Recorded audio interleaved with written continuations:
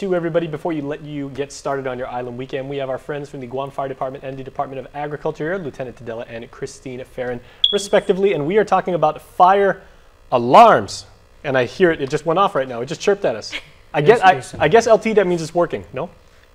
Yes and no. Okay. It's actually one that needs its battery replaced. Okay, well, let's talk about that. How do we know? Well, before we start on the smoke detector, I want to talk about what the theme is for this year, which is don't wait, check the date. And it speaks of the smoke detector looking for the date of when it was manufactured. And I also want to add that the history behind the Fire Prevention Week was in 1920, President Woodrow Wilson issued the first proclamation for Fire Prevention Day. Since 1922, Fire Prevention Week has been observed from a Sunday through Saturday on the day of the 9th of October. And this is to commemorate the Great Chicago Fire of 1871, in which 250 people perished, over 1,000 were left homeless, and over 17,000 structures destroyed, as well as 2,000 acres burned. So that's just a brief history of how why we have Fire Prevention Week. All right, now of course it's gone off about like twice in 30 seconds. Now, does that mean it's basically 3 times now? Thank you very much, little one. So, does that mean it's basically like a cry for help saying, I need my batteries changed? Yes, yes. But on top of this Fire Prevention Week, in terms of what I just described, part of the reason why Christine is here is... So what's a great partnership that's at display right now is that the Great Chicago Fire, there was also the biggest blaze that same day in Wisconsin. So that was a wildfire that burned over 1.2 million acres, 1,100 people, their lives lost, 16 towns burned. So when Forestry Fire and Guam Fire Department and all the other partners come together, it just really shows that collaboration that's needed when we're talking about fire prevention and awareness within our communities.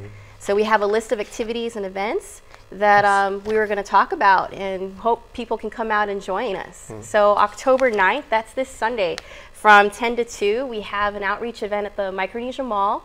There's a billboard competition, there'll be entertainment, rappelling from the center court, and we have from all the fire agencies, Guam Fire Department, Forestry, Anderson, Navy, and of course the airport fire. We're going to have static displays, and so the vehicles will be out there. And we have a scavenger hunt where everyone's going to be encouraged to interact with everyone. So it all starts with a motorcade from Adaloop to Micro Mall.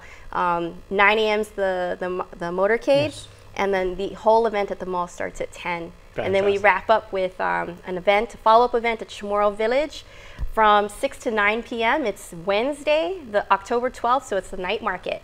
It's going to be great. A lot of entertainments planned for that. More static displays, more rappelling. So rappelling from the tower will be taking place. Lots of entertainment.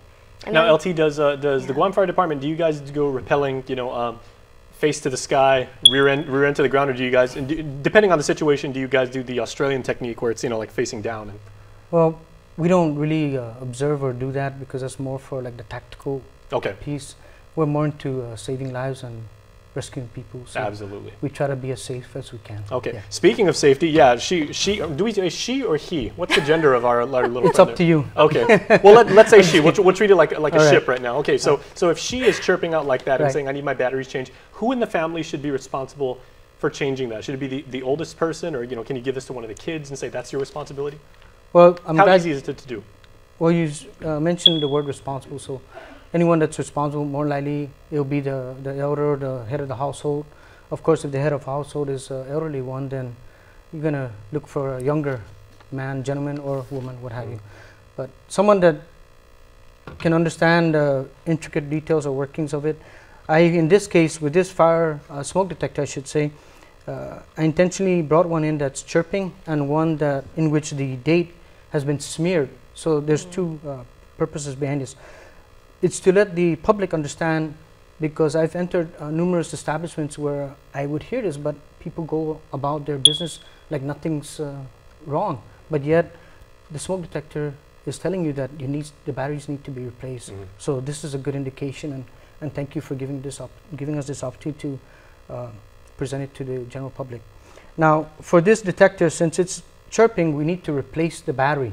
How you would do that is there's a for this particular model, you push the lever, swing it open, pull the 9-volt battery, and it's a 9-volt, it's not a AA, and you go ahead and replace it, just insert the new battery. When you do, to test it, you press one of the buttons, because every detector is different, but there's always going to be a button that you're going to push, and you would push that. Now, loud. when that does that, when you hear it, that means it's working. After What'd you say? Yes. No one? Yes. So, detectors come in two forms, i.e. there's the ionization type and the photoelectric. Ionization mainly picks up on flames. Photoelectric, they detect smoke. What we want to try to get or purchase is one that is able to pick up both. All right, LT, we'll tell you what. Christine, say the date and time real quick again, because we got to go. Micro Mall this Sunday, October 9, 10 to 2. Or 10 to 2. All right. Thank you both. But don't wait, check the date. All right, thanks so much. Okay. And thank you for watching. We'll see you next time. Closed caption.